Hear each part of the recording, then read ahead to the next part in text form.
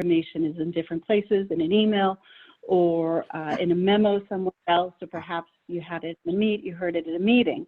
So we're creating a centralized location that will include information about some of the academic calendar, any academic changes that we might have made, in terms of technology, where to call if you need additional help.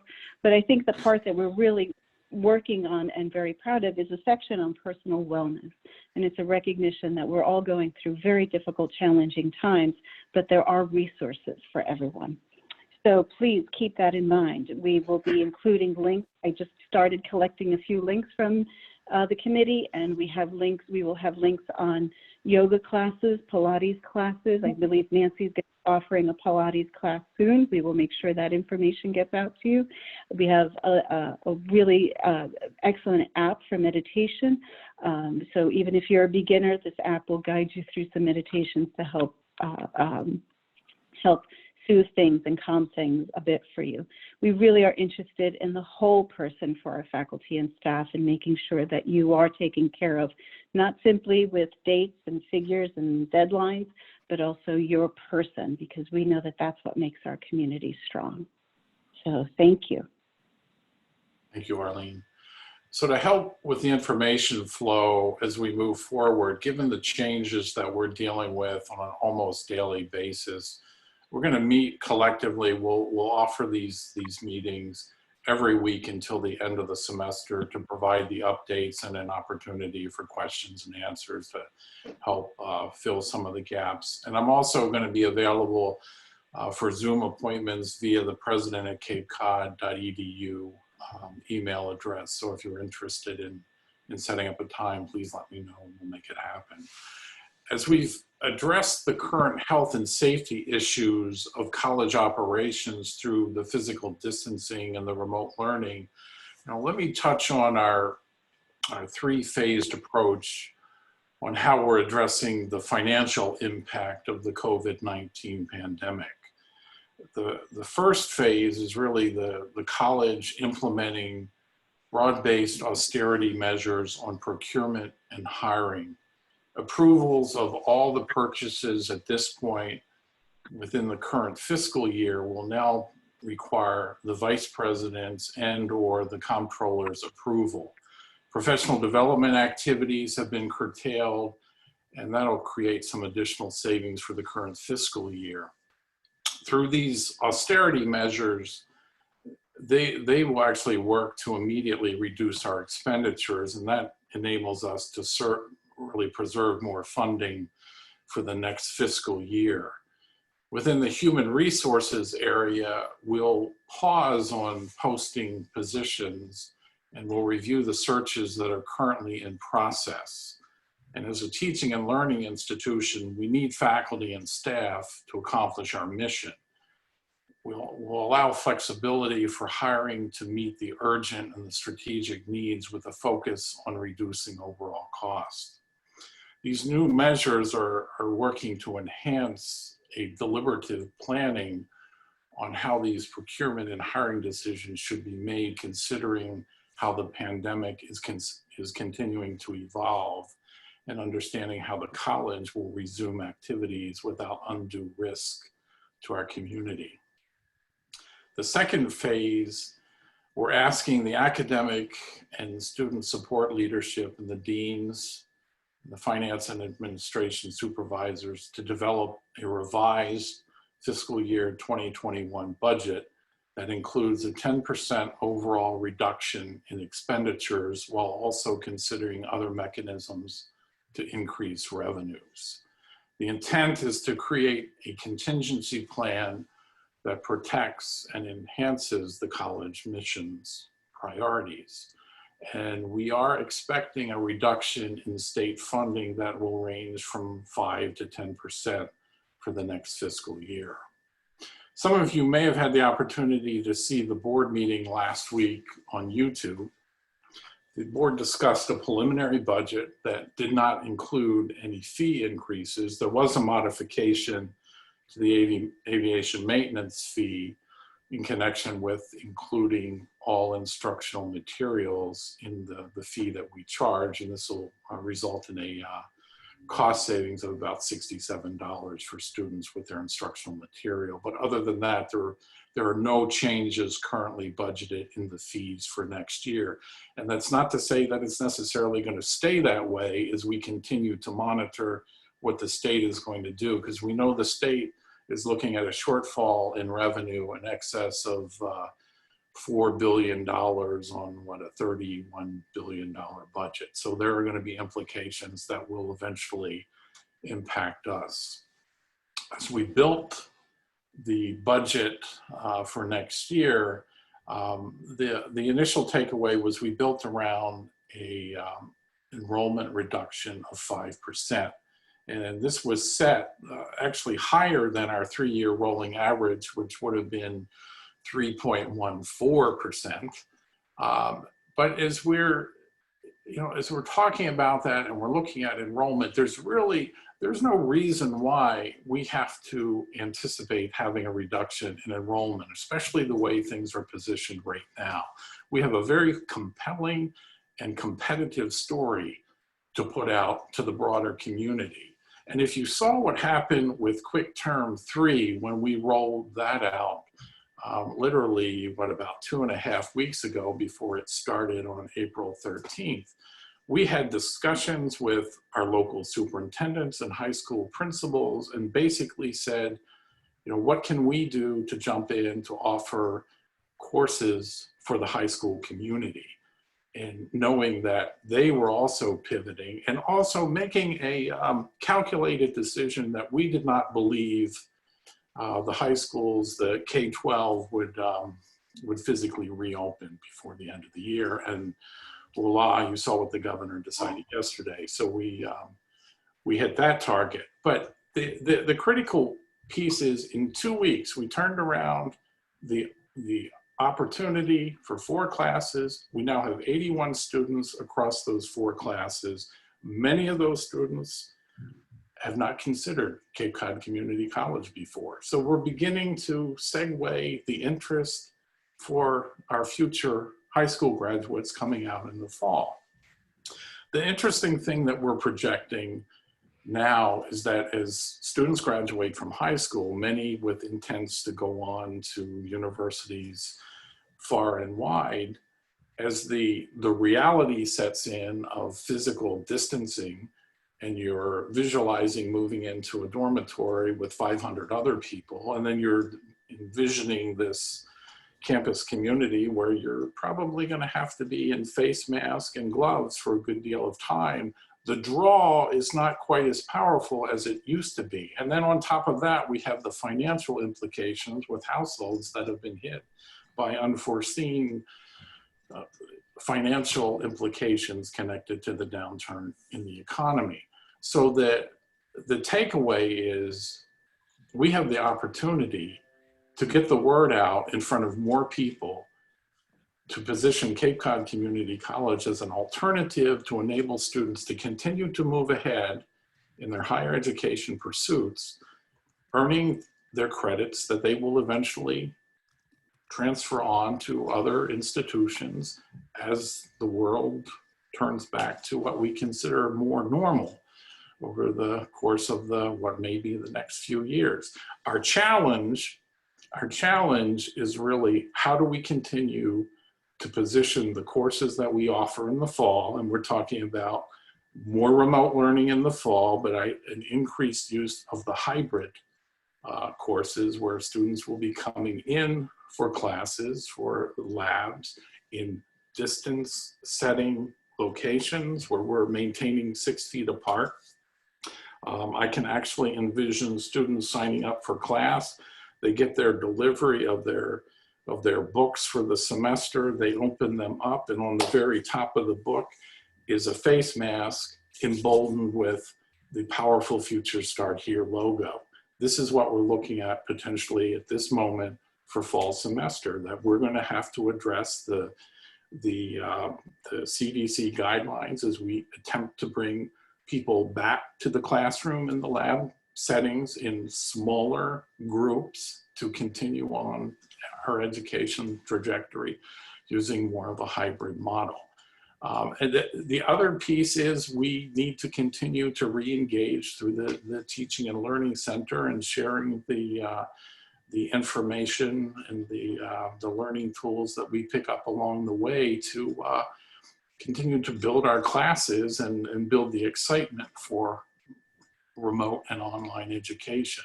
So there's a lot of challenges, but as we look at next year, it's highly probable that we can grow our enrollment as we move ahead. The market is really primed for an increase in community college enrollment, and I believe we can really rise to that occasion. Just thinking through some of the logistics here, and I know some questions that came up in the email. As we move closer to the start of the fall semester, we are envisioning pushing out the period that we would go for dropping or canceling courses, where we realize that people do tend to make last-minute decisions, and we want to make sure we're in a position to have the courses available when students make that decision. So I would say look to us to really hold on as long as we can to make these courses viable and get the enrollments that we need to move forward. The third piece in this this financial overview of some of our challenges, that we're going to continue to assess the measures that we have in place and the measures that we're prepared to put in place in the bigger context of how the pandemic is continuing to evolve, while taking into account state and federal support that we receive along the way, and continuing our commitment to consider the financial impacts to our faculty and staff as our first priority. And as an example of this, with the federal government's commitment of funds to higher education through the CARES Act, we are committed to avoiding furloughs and layoffs through this academic year. And if our planning is well executed for next year, for FY 2021, our goal is to avoid such in the next fiscal year as well. So I think we're positioned well. We just have to continue to execute and all engage collectively to really to build the force forward, if you will. So shifting to some more immediate issues that I've received several questions on from students, actually, the final exams. And I think this, I'll pivot over to Vice President Rodriguez, and then following up with that, questions about textbook returns. If Dean McCary can add to that discussion, just to put some clarity to both of these issues. Vice President Rodriguez. Thank you, President Cox. I sent out an email earlier this week about final exams, or late last week, and I just want to make sure to reiterate some of the points of that. Faculty members decide how to give the final exam, and I know we've offered a couple of examples, general examples, that you can offer it synchronously, meaning at the time that you have scheduled. I did attach to that email the final exam schedule for each course. You could do it in a Zoom room such as this and have your students take their final exam that way. If you are using if you need your exam to be uploaded onto Moodle, we have a core group from the TLC, from Blended and Online Learning, that are transferring, and some faculty members as well, transferring exams from a Word file through Respondus. Some of you may have heard us mentioning Respondus, the program that'll help convert that into a file that then can be uploaded onto Moodle. If you are following that as your final exam model, please forward your final exam as soon as possible to your dean. It is not for review. It is simply for the dean or to your dean's assistant to move to this group, who will be converting that to a file that can then be uploaded onto Moodle. We're trying to get this done as quickly as possible because final exams are in 2 weeks, and we want to make sure that we do this early enough so that it goes smoothly for all of us. You could also offer your final asynchronously, whereby you give students, you don't so much follow the schedule that we receive from the registrar's office, you decide that you want a final exam and give students a couple of days to do that. Whichever model you use, please make sure you communicate it with students again and again and again. Students are very anxious. We all are very anxious, and certainly the pandemic, as I said, is compounding it. But I am concerned that many times, a student comes to me with a question that was answered by the faculty. So I just want to make sure we keep repeating it and make sure that students hear what's being said. If you need help with reaching out to students, please contact us. Dave Ziemba and his team are doing a great job at reaching out to students and trying to get them back into class, trying to get them to stay in class, and we want to make sure we can support you that way. If you're using Proctor Free, I know some of you have been using that program to have someone proctor your exams. Please know that a student needs to have particular technology. We ran into a bit of a glitch where some students, their laptops may not have had a camera, and it does require a camera. So please make sure, if you're going down that route, that your students have the technology necessary to be able to use Proctor Free. And then in some cases, faculty members are doing a whole different project, not doing a formal final exam, but maybe an assignment that'll be due during the final exam week, submitted and to each faculty member. So if that is the case, that's great. Please, again, let your students know. And if you need help with reaching out to students, let us know. Just a final word on final exams. They are May 6th through 12th. I can resend the schedule if that will help. And final grades are due to Lucy by noon on Friday, May 15th. So please let me know if you have any questions. We are more than willing to answer them. And if I don't have the answer right away, just give me a few minutes and I'll find it out. So thank you for supporting our students through the last couple of weeks of this semester. And Christine, you have some information about books and book returns. Sure. So thank you, Vice President Rodriguez. Students have been asking about how to return their books, and so we will post this also on the student resource page. They're frequently asked questions for Follett. So students will be able to right now mail their books back in. They can retrieve their UPS label through a sign-in process if they've rented, and they can also get, they'll have a generated email 7 days prior to the return date of when it's due. Follett has extended the rental return by 15 days.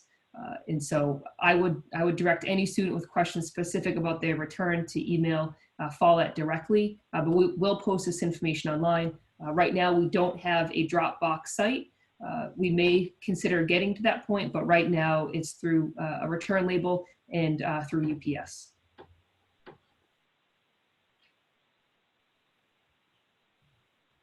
Thank you, Christine. Okay. The commencement is another hot topic and timely topic. And, frankly, in my household, it's one of those bittersweet topics with no commencement for the senior in the household. So I understand how a lot of our students and their families are feeling these days. As you'll no doubt know, we're not going to be holding a commencement on May 20th in the Melody Tent. The Melody Tent is forecasting they may not even open this season, which sort of gums up the works for us because we were somewhat hopeful that we might be able to tag along and do something at the end of the season. However, given where we are now, that doesn't look like a possibility.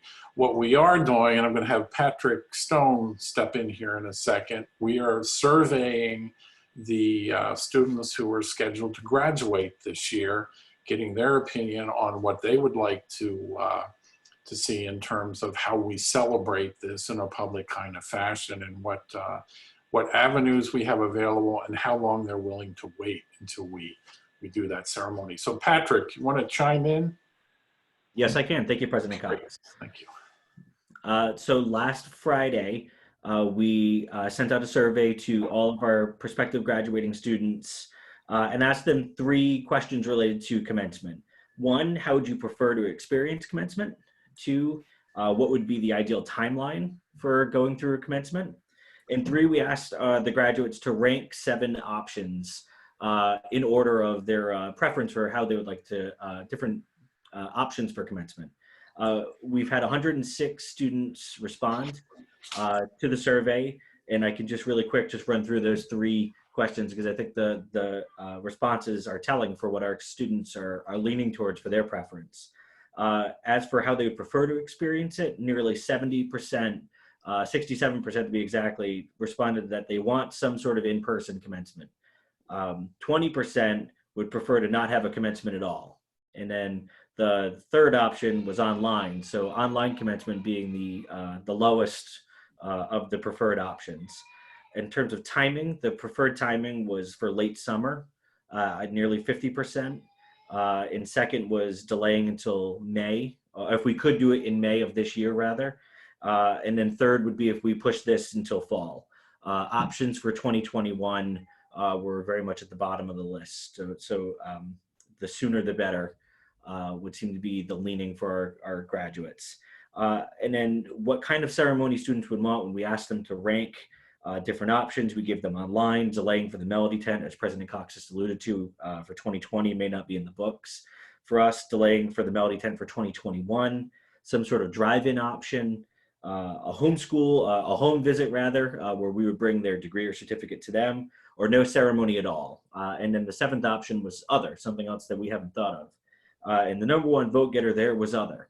And then we received a lot of feedback through the other forum about what people what our students are expecting. And it really runs sort of all over the place. Behind that was was delaying for the Melody Tent this year. So when we pile all this this data up and we look at the summary of what our students are expecting, and we look at a lot of the comments that students left, and there are a lot of them, our students want to be recognized for their achievements and their hard work personally. They want their families to experience it. They want their friends to experience it. Ideally, they just want their May Melody Tent commencement that they were expecting, and we know we regrettably can't do that. But what they really want is they want something in person with family and friends experiencing it at the same time, and really they would prefer it sooner rather than later. So as we take all that, we can start piecing together a decision about how we can put together a commencement ceremony and pinnings and other recognition programs so that our students and then their families and their friends are made whole. Okay, so our intent here is to finish the survey over this upcoming week, and then we'll double back and work on making a final decision. Something that works for all the party, well, that works as well as one would expect. Patrick, real quick, do you want to mention the yard signs? Yes. So you may see as you're driving around the Cape and other regions, a lot of high schools have taken to putting yard signs out in the yards of their upcoming graduates. And we will be following suit. We're going to be doing something similar. So we're in the process now of getting yard signs together for all of our 2020 4Cs graduates. Along with a yard sign, they'll be getting a decal for their car that indicates them as a 2020 graduate of 4Cs. And some other ideas as well that we can get some materials to our graduates so that they can display it, they can showcase it, they can use hashtags like they would at commencement otherwise, so that the whole world can see their experience. But at the base, we're going to be getting those yard signs out to our graduates. A big bag with the yard sign and the stake, the bumper sticker, all together. Thank you, thank you. And pinnings. If ever there were a year for pinnings, this should be it. Unfortunately, it's a similar situation where we're trying to work around that and see what we can do with delays or some other fashion here. But we have not forgotten the pinnings as well for nursing, dental hygiene, AMT, and culinary. So stay tuned on that, and we'll try to work on a solution that works for many.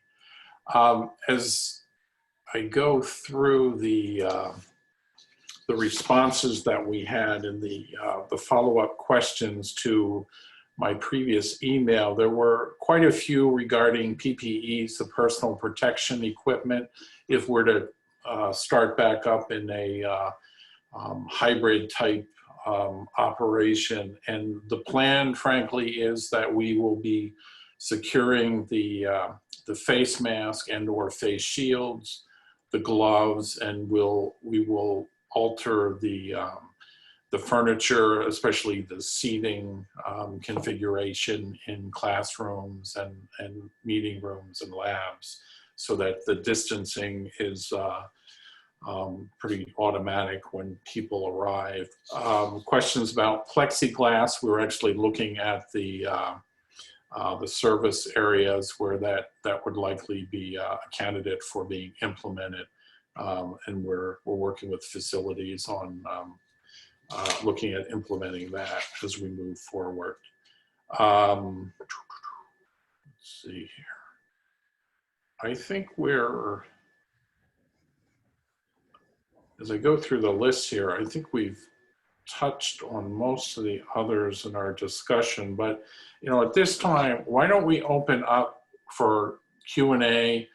And I don't know if Tom or Mia, you're going to control who's able to talk, but if you identify who you are, just in case you're not on the top page, and I don't know if you necessarily go to the top. I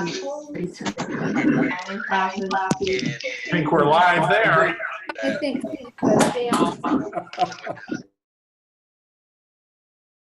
it might be smarter to have people use the raise hand feature. That might be a little bit easier. Okay, if you want to wave hands, we'll look for a waving hand. So in the participants feature, there's nonverbal feedback. If you raise your hand,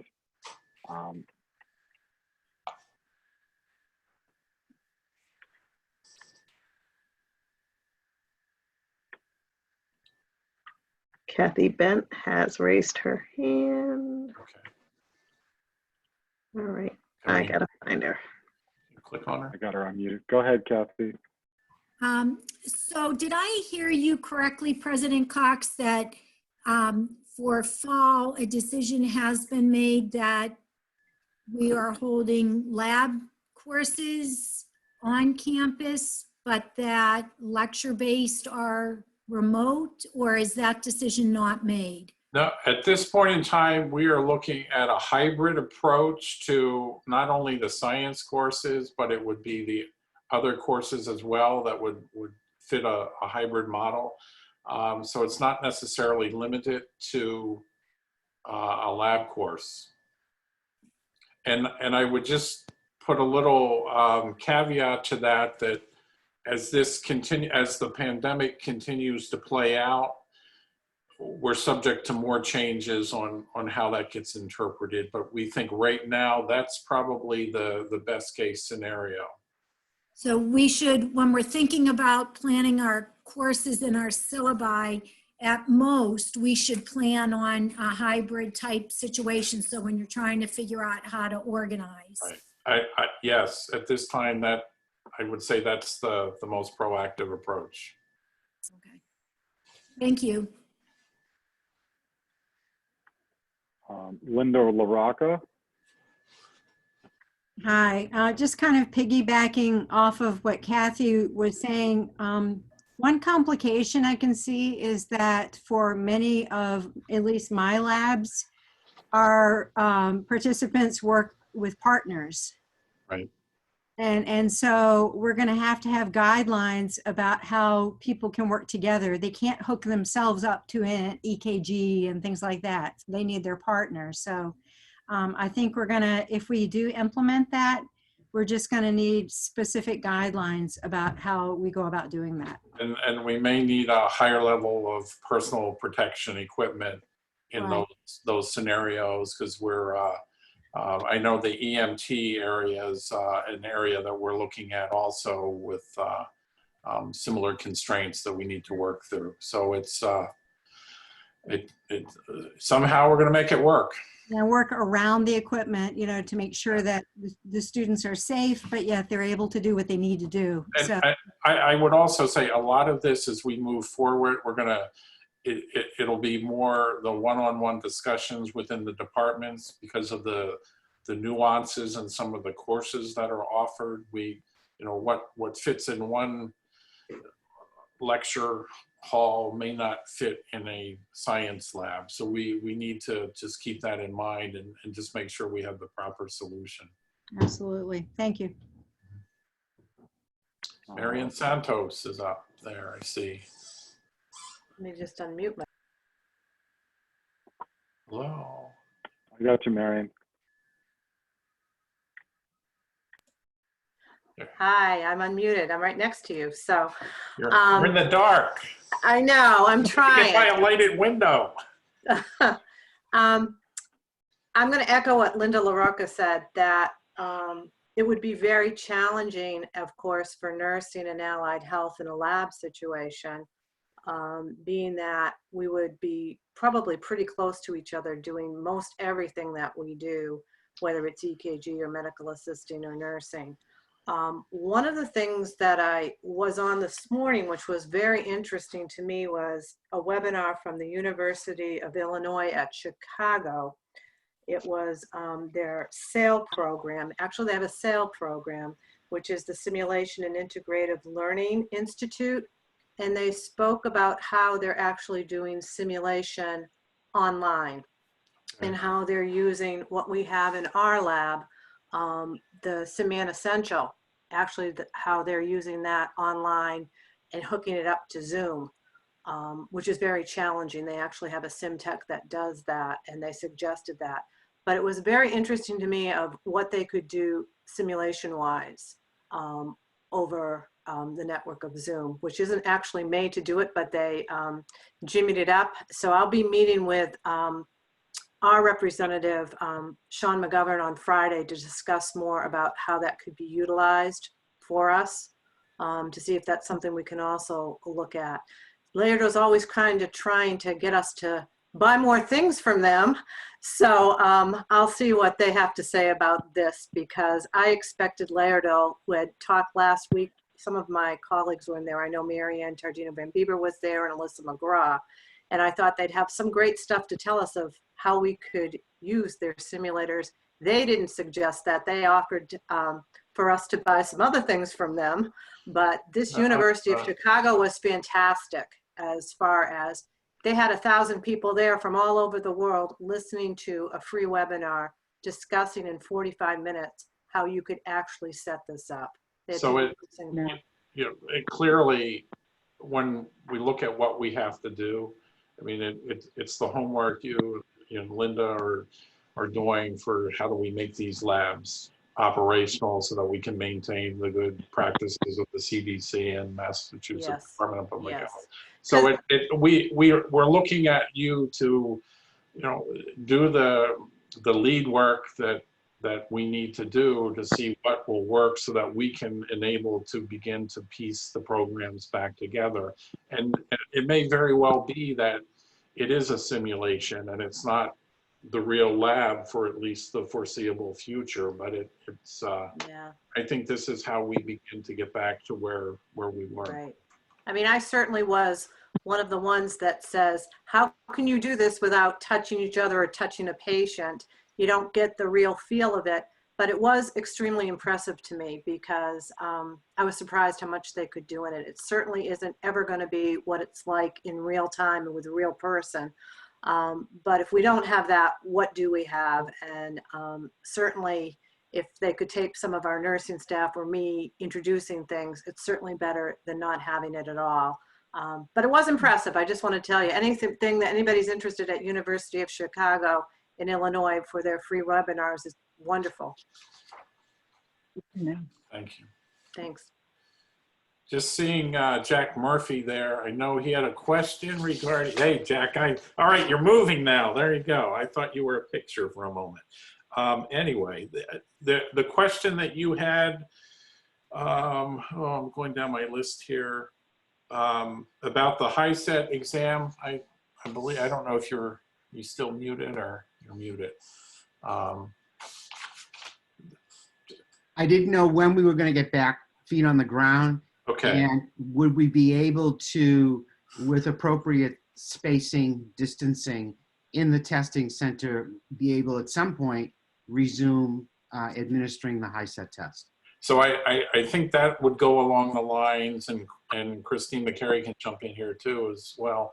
But I think that's going to be a matter of separating out, because as I understand, those computers have special capabilities for high set. So it's not that we can go to any given computer lab. So we're sort of fixed to that location. So it's really, how can we spread out the people that would be coming in to take the exam in a way that we're compliant. So that's what we would look at as far as the start back up. Okay, thank you.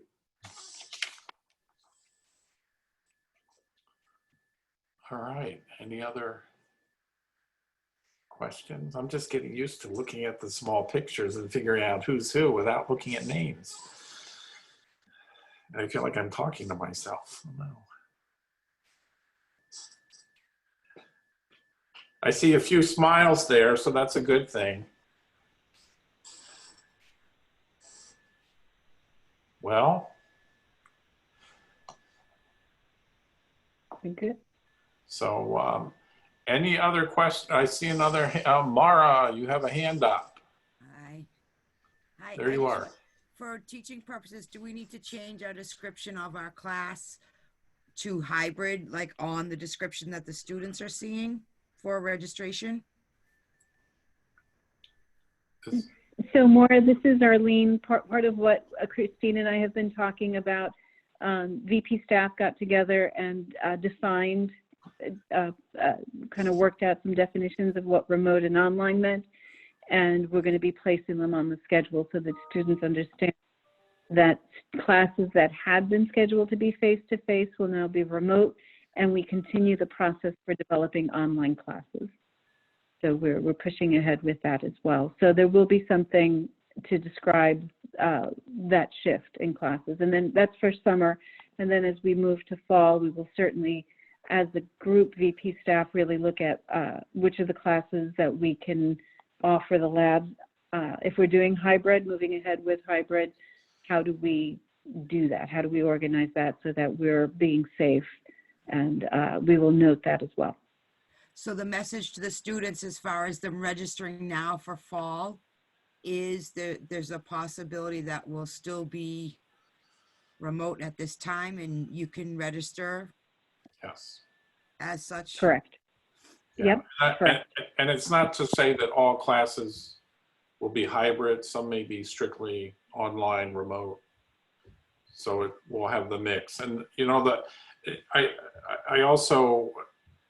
I'm envisioning we will have the Q terms as well for the fall semester.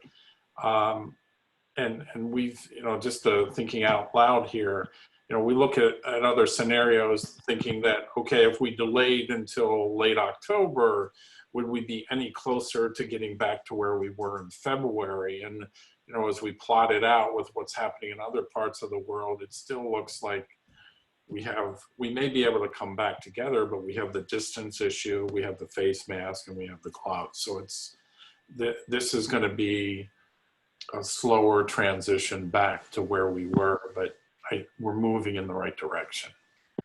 Okay, and I just have a second question if possible. On the pass-fail option for this semester, are we encouraging students to ask questions about that?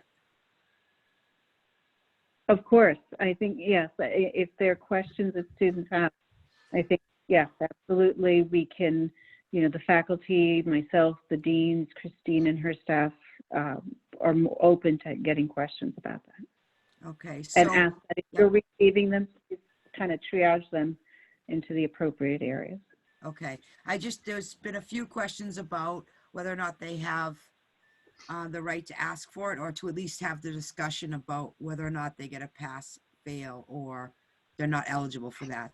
So I just want to be clear on the language I use with the students as well when they ask the question. Mm-hmm. If it's helpful, I'll resend that as well. That our goal has been that students can inquire about that. Yes, but it would be the student who would then kind of begin that conversation. Reach out to their professors. Okay. Correct.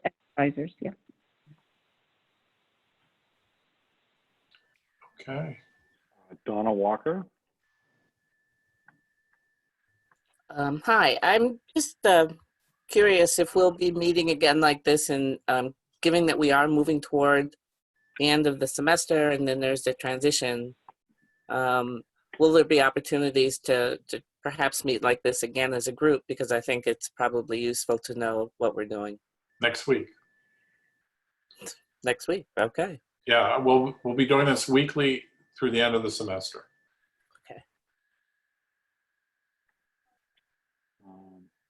Kathy Bent.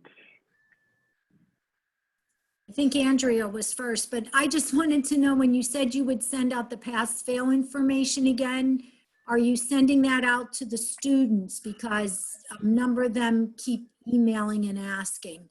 So they must not have.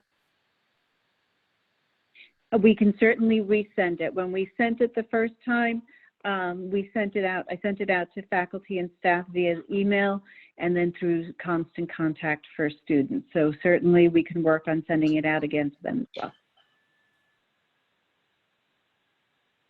well. Okay.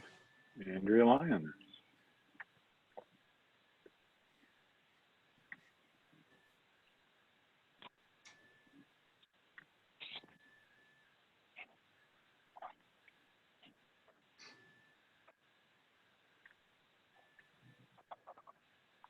Andrea, you're still muted. You got to take it off. I did. There you are. There you go. Nope, there you are. We're live. Hi, Andrea. Oh, no. No. Now I can hear you. There you Okay. are. Sorry about that. So we were speaking in a couple other meetings about the difference between having synchronous online courses and straight online courses, and how our students perceive them, and the types of students that would do better in a synchronous course perhaps. So I know that you just discussed having designations perhaps coming in the fall. Is there a way to designate, if courses are online, what type of online they'll be, so that students can maybe even choose a section based on that, or a course based on that?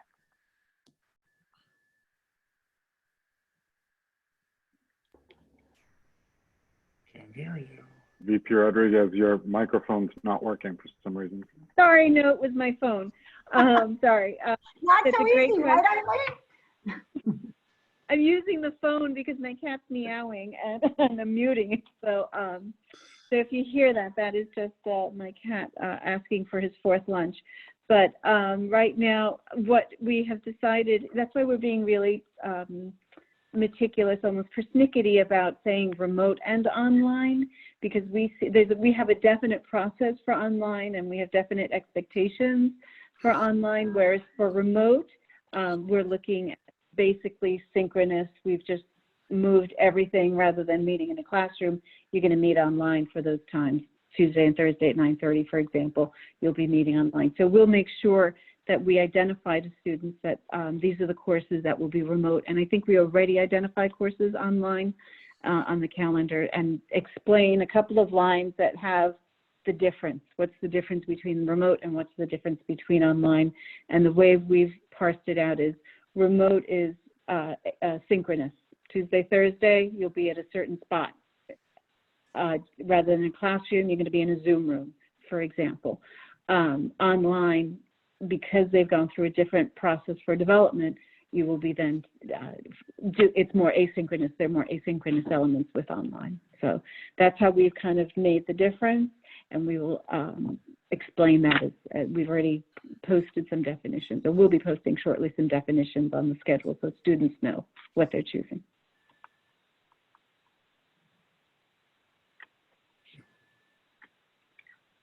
Art Esposito. Did you unmute me? Yep, there you go. Excellent. I wanted to piggyback on what Andrea just mentioned, because I've been focused in recent weeks on trying to collect articles and even blog posts or any kind of resources I can get to my staff, so that we can better help students think about the transition to online learning we've been spending a lot of time in TLC and thinking about professional development for ourselves. I've been trying to focus that conversation on the sorts of skills that students can develop to be more successful in these environments. And I'm kind of throwing down the gauntlet to all of you. I need your help understanding how we can guide students to be successful in your courses. So if you have thoughts or you have resources to share with the advising staff on any topic like that, please do share it with me via email. Thank you.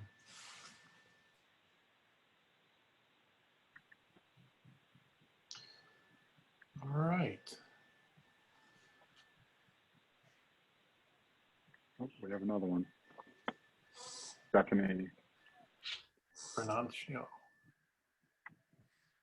Hi. So my question is, I just need a little clarification. We're signing up our students and coaches and mentors, and what we see in the course description, is that going to change to indicate remote or online? I know the online classes say online already, but are we going to have that change coming through? And how are we going to notify the students about that? So we have at a student forum identified that we are going to go for summer and fall remote and online. So I think in terms of, so that nothing is delayed and stalled, if a course is identified as online, it's remaining online. Any course that was assumed to be taking place in a classroom, that is now going to be remote. So as you register students, you know, please know that that's, you know, if that's the way to do it. We have spoken about identifying those courses that normally would have been face-to-face and saying they're remote, and we're in the process of doing that. But for now, I want to make sure that doesn't stall what your work, so that any that would have been face-to-face is now remote. Okay, great. Thank you. You're welcome.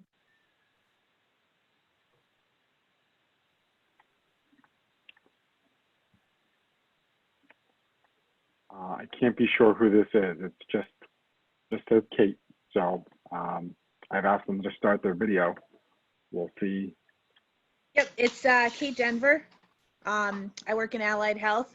I'm actually, I had a question that has come up with some of our support staff members. We had a meeting at the end of last week, and one of the questions that we were sort of talking about and wondering was, with the summer courses being remote online throughout the whole summer, is there any sense of when staff and support staff would be planned to come back?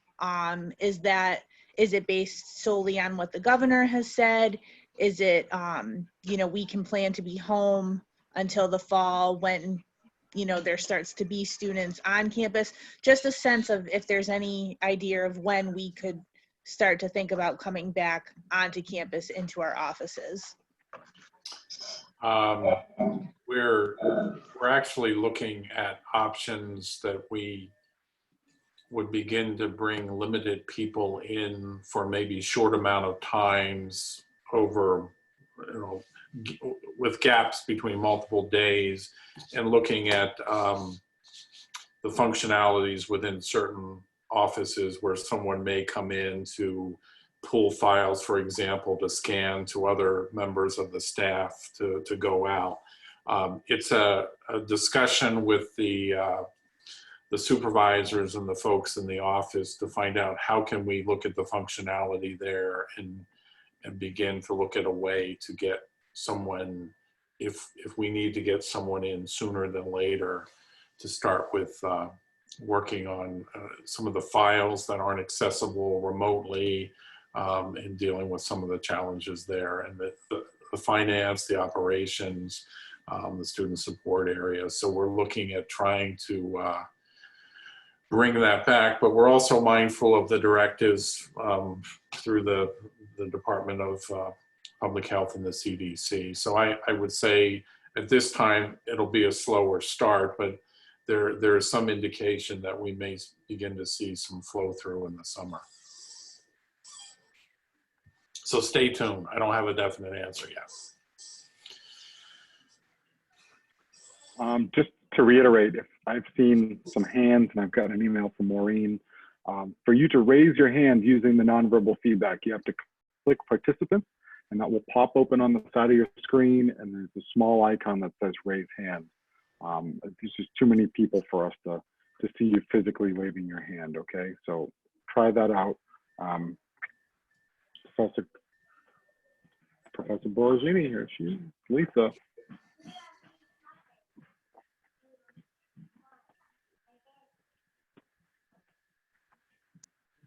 Too quick. I kept unmuting. Sorry about that. All right. So my question is about students registering for fall. Thank you for having some clarity about what we're doing in the fall. I've been fielding a lot of questions about that. But I'm curious, now that students can register themselves and they don't have to talk with their advisors, which I think is ultimately a good thing, I'm curious about how we're going to communicate and code that information when students are registering, because I know that students will probably be seeing, oh, this is face-to-face, and I just really want to make sure that we are able to communicate that. So is that going to be information that's going to change on the website so that it's clear which courses are remote and which courses are online? And then also, should faculty be petitioning for an online class? A hybrid, so that they say they're going to be partial online, or is that something that is going to be based on pedagogy? I'm just curious about that whole process. Okay, so yeah, as I said with Stephanie, we are working on getting that coded online and having the definition posted so that students understand that classes that were formerly face-to-face will now be remote, and this is what remote means. We are continuing the online process, so yeah, I think in general, the online course development came from the department, went to the dean, and then there was a meeting with the deans and the associate dean of blended and online learning. We're continuing that process. With regard to which courses go hybrid in the fall, we have just started the discussion of which are the priority courses that should be able to come onto campus, if that is the modality we can use in the fall. As President Cox has said, things change by the day, by the hour.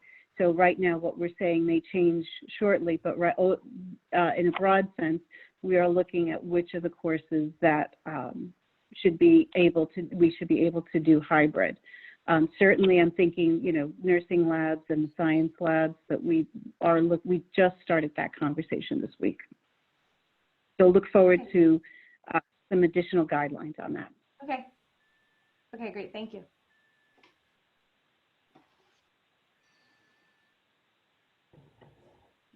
We had Professor French, but he seems to have put his hand down.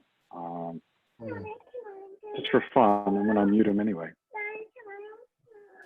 The question I had was for a face-to-face class in the fall.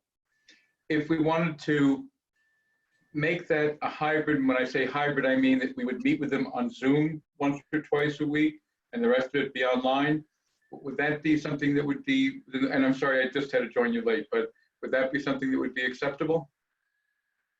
It would not be fully online? It would, we, based on just what you're telling me, I think that's what some of you have been doing as part of the moving to remote, where you have the periods on Zoom during the assigned class times, and then having additional assignments on Moodle and additional work that way, and your exams through Moodle as well. Yes.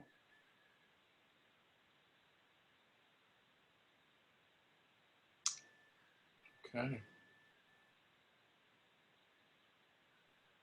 And Professor Allen.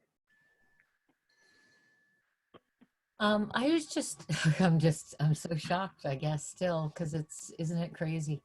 So, and I was talking to my students about this morning. I don't mean to belabor this, I'm just trying to get clarity. So are we saying that we know that we will not be face-to-face in the fall?